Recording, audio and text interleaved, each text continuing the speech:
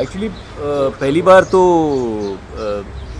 2016 में लगा जब पोस्टर बॉयज़ हिंदी डायरेक्ट की थी एंड सनी पाजी is actually instrumental in making me a director because हम उनको खाली कहानी सुनाने गए थे पोस्टर बॉयज़ की, उनको अच्छी लगी। उन्होंने पूछा डायरेक्टर कौन है, मैंने कहा पता नहीं सर ढूंढ रहे हैं, तो मैंने कहा तू कर ले, तो वैसे मैं कूद गया और मैं वो बन गया।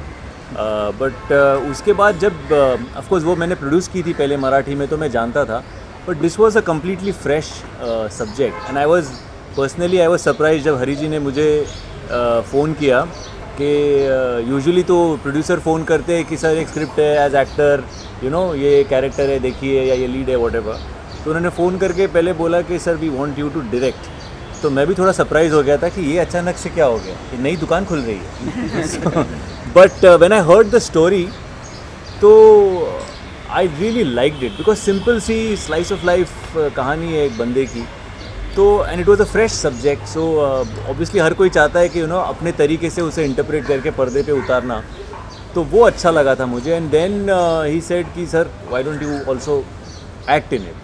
तो ये पहली बार ऐसा उल्टा हुआ था कि डायरेक्शन के लिए किसी ने पूछा और फिर एज एन एक्टर भी आप आ जाइए वो। So I was very happy, I like the story and obviously हम जिस तरीके से अभी उसको ट्रीटमेंट दे रहे हैं, हम सोच रहे हैं और हम चाह रहे हैं कि वो लोगों को भी पसंद आ जाए।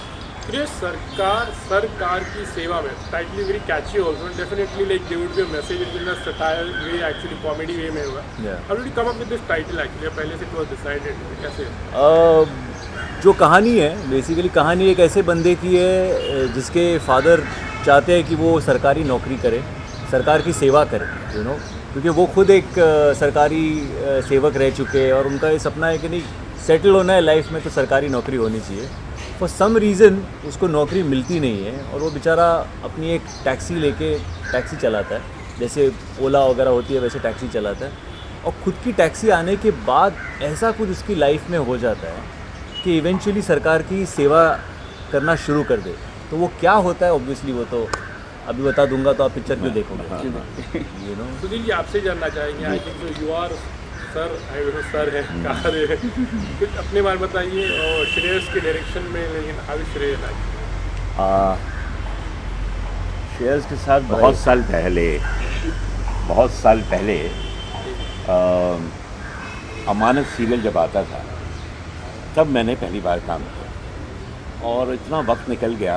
और इस दौर में मतलब मैं टेलीविज़न में ये सिनेमा में इनका अच्छा एक अपनी जगह बन गई एंड मैंने इनकी ग्रोथ को, क्योंकि हम जब ये आए थे टेलीविज़न हमारे अमानत सीरियल तो नए थे और मतलब फील्ड में उतरे ही थे।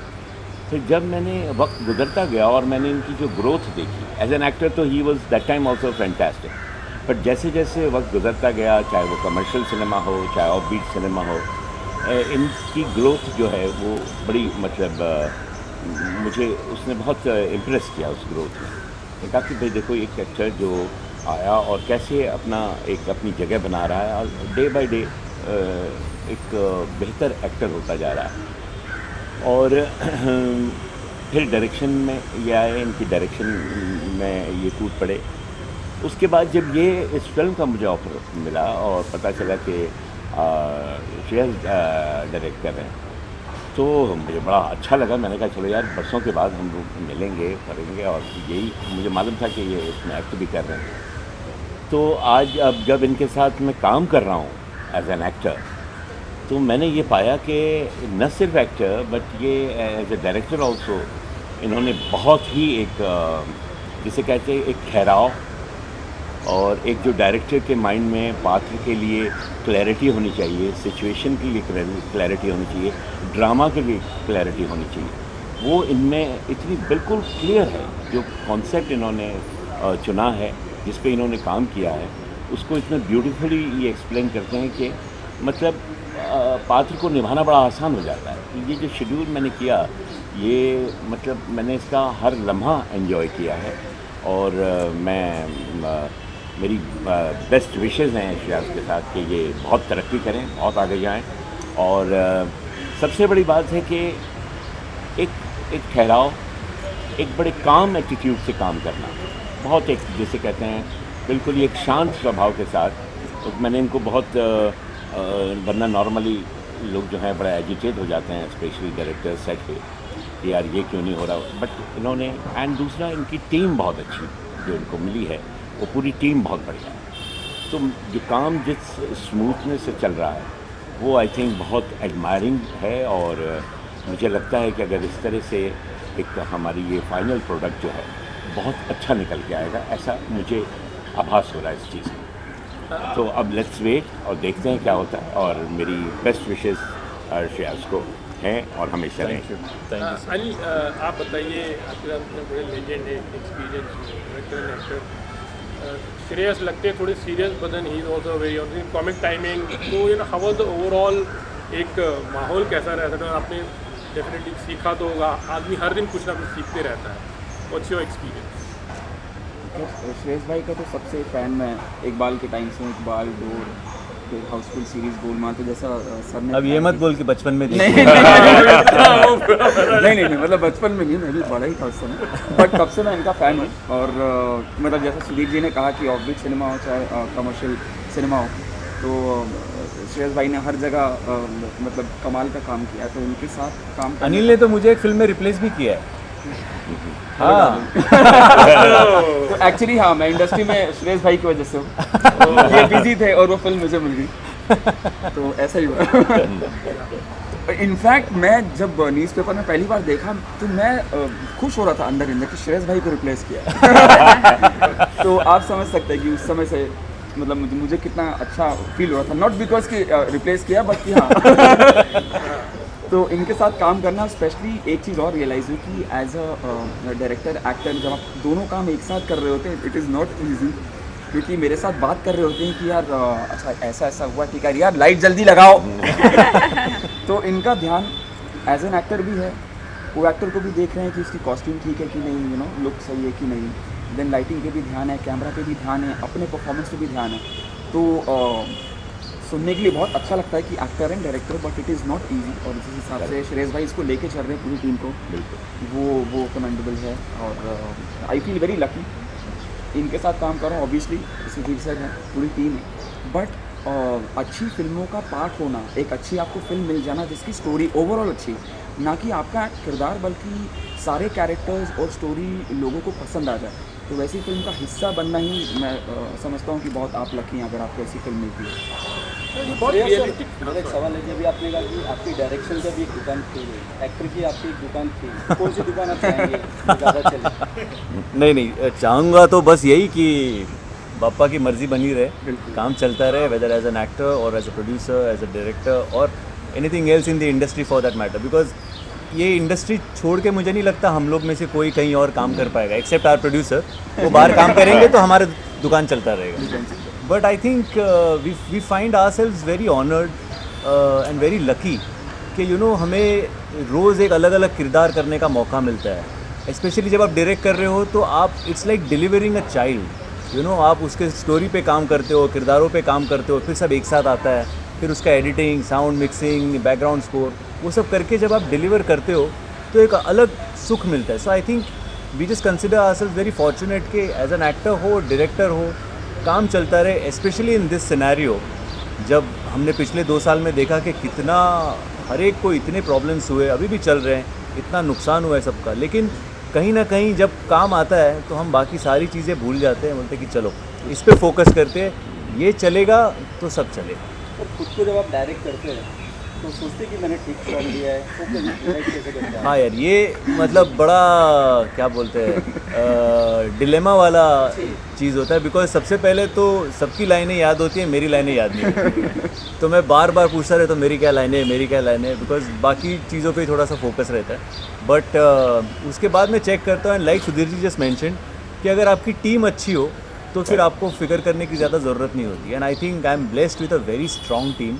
फिर चाहे वो हमारे क्रिएटिव डायरेक्टर संजय उपाध्याय हो, या हमारा एसोसिएट सुनील हो, या बाकी हमारी सारी टीम हो डायरेक्शन की, सो वो they are very strong. And they also I think माहौल जो सेट पे है, हर एक बंदा खुल के आके बता देता है कि अगर नहीं ठीक हुआ ना, तो मतलब कोई 4th असिस्टेंट भी रहेगा तो आके बता देता है कि सर ये ना मज़ा नहीं आया, या लाइट असिस्टेंट कोई है तो बता देता है कि सर एक और हो सकता है, थोड़ा मज़ा आएगा। उनके चेहरे से भी पता चल जाता है आपको, तो आपको लगता है नहीं ये कहीं ना कहीं बात बनी नहीं तो एक और करते हैं। तो आप सुन लेते हैं, बात मान लेते हैं। हाँ हाँ हाँ, मैं तो थिएटर के दिनों से हमारे जो बैक स्टेज के सारे बंदे होते थे वो तो सीधा मुंह पे बोल देते थे आज शो बड़ा गंदा हुआ तेरा।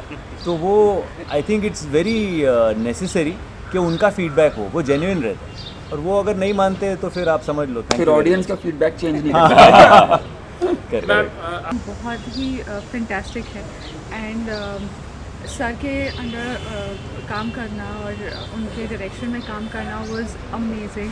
और सबसे अच्छी बात सर की ये है कि उन्हें पता है कि मुझसे कैसे काम निकलवाना है, मेरी साइकोलॉजी वो समझते हैं, which made my journey very easy.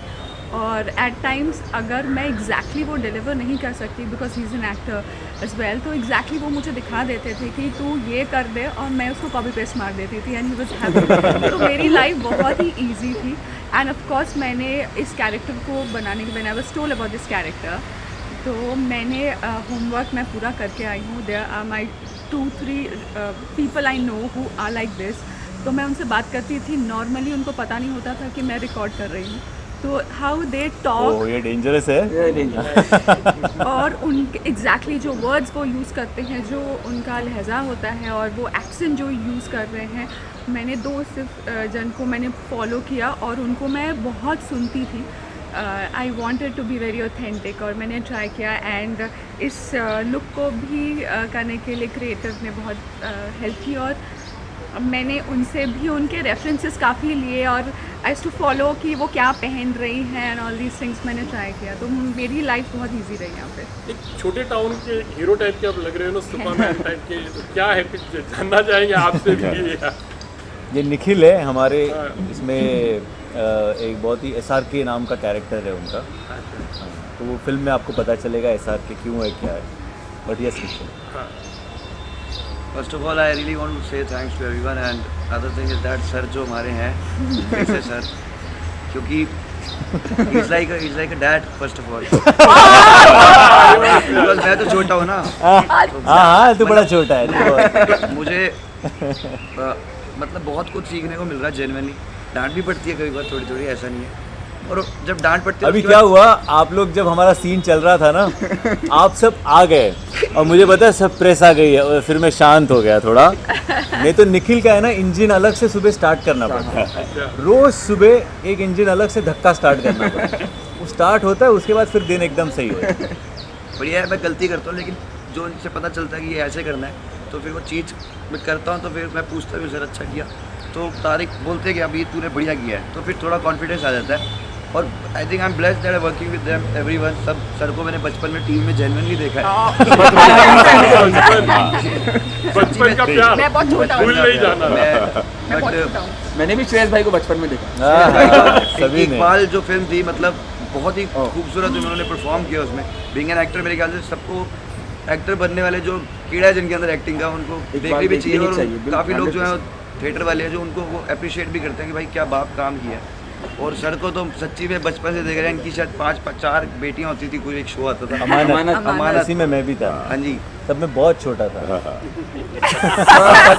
अभी भी छोटे होते जा रहे हैं। आते हैं आपकी तरफ सर, प्रोड्यूसर। ये आजकल का जो टाइम चल रहा है, ऐसे में फिल्म जब स्टार्ट की थी, बन रही है, और आगे किस तरह की टेंशन है, because definitely you are the main person जो एक चीज़ को गाड़ी को धक्का आप ही की तरफ से लगता है। इनफैक्ट कहने जाओ बिल्कुल, क्या कहोगे इस फिल्म? मैं धक्का दूंगा, वो चलाएंगे। नहीं, I think it is very commendable on his part also, because like you said कि ये सिचुएशन जो है उसमें फिल्म शुरू करना, उसे कंप्लीट करना, एंड नहीं थिएट्रिकल भी हम करेंगे, थिएटर शुरू होने दीजिए। It's a very very commendable thing, because I believe एक फिल्म जब शुरू होती है तो 350-400 फैमिलीज चलती है। So I think all of us really thank him for that. Thank you. किसी ने भी पूछा, इन्होंने बताया ना कि मेरा दूसरा बिजनेस चलेगा तो ये बिजनेस चलेगा। यही बिजनेस है, यही चलेगा। क्या बात है, नथिंग।